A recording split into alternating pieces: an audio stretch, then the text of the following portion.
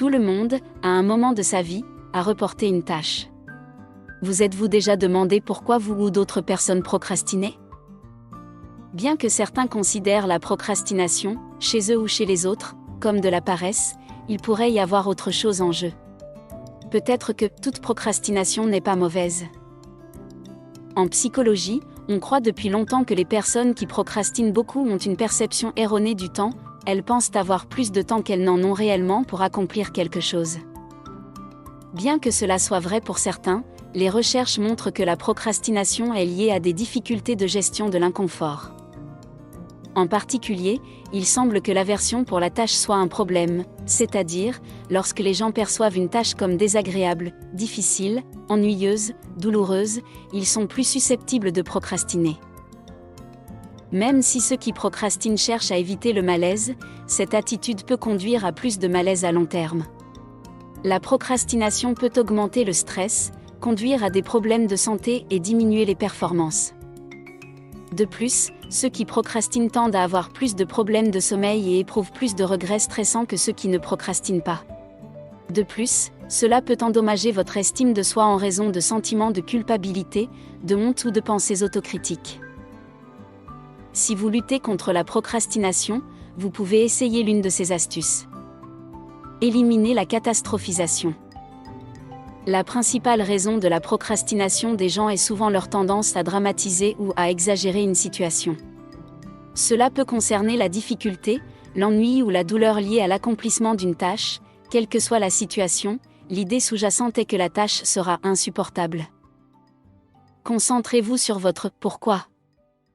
Les procrastinateurs se concentrent plus sur les gains à court terme, éviter le malaise lié à la tâche, que sur les conséquences à long terme, le stress de ne pas faire la tâche et les conséquences de l'évitement. Essayez plutôt de vous concentrer sur pourquoi vous faites cette tâche, quels sont les avantages de la compléter. Planifiez votre temps. Les projets menés sous la mentalité « je le ferai quand j'aurai le temps » sont souvent non réalisés, voire jamais commencés. Vous devez planifier quand vous travaillerez sur un projet et bloquer ce temps comme vous le feriez pour une réunion importante. Soyez réaliste. Lorsque vous planifiez, orientez-vous vers le succès. Les projets prennent souvent plus de temps que prévu, donc accordez-vous un peu de temps supplémentaire. Et cherchez des moyens de faciliter la tâche pour vous-même. Divisez en parties gérables. Lorsqu'une tâche semble écrasante, elle entraîne souvent la procrastination.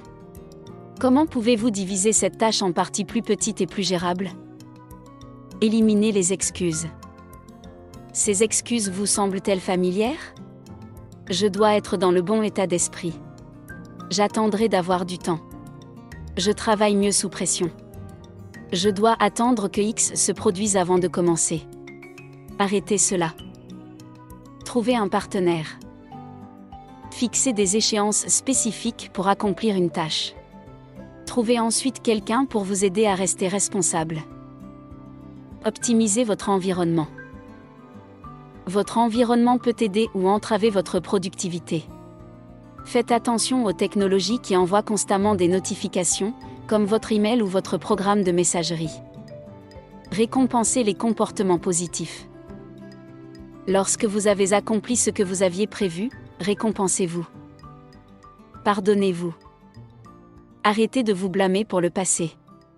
La recherche montre que se pardonner pour les procrastinations passées peut vous aider à cesser de procrastiner.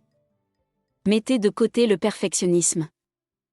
Le perfectionnisme est une mentalité du tout ou rien, quelque chose est parfait ou c'est un échec.